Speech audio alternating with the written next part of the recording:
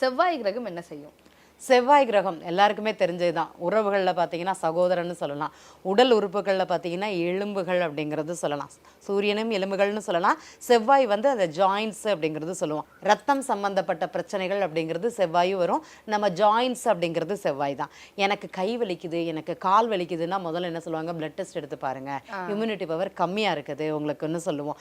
இல்லைங்க நான் சாமி கும்பிட்டாதான் எனக்கு வந்து அந்த நோயிலேருந்து விடுதலை. எங்கள் சில குடும்பங்கள் பார்த்தீங்கன்னா சாமி கும்பிட்டாலே எனக்கு நோய் சரியாக போயிடும், சாமியை கும்பிட்டா போதும்.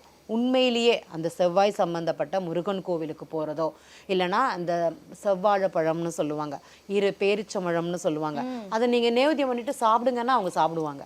அது அவங்களுக்கு தெரியாது.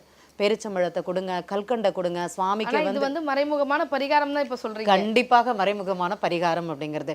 கோவிலுக்கு போறீங்கன்னா சுவாமிக்கு நேவேத்தியம் பண்ணிட்டு எல்லாருக்கும் தானம் பண்ணுங்க, பண்ணுவாங்க. அவங்களுக்கு நோயும் கிடையாது, நொடியும் கிடையாது. சுவாமிக்கு நேவேத்தியம் பண்ணி கொடுங்கன்னு சொல்றதே அவங்களுக்கு பரிகாரம் தான்.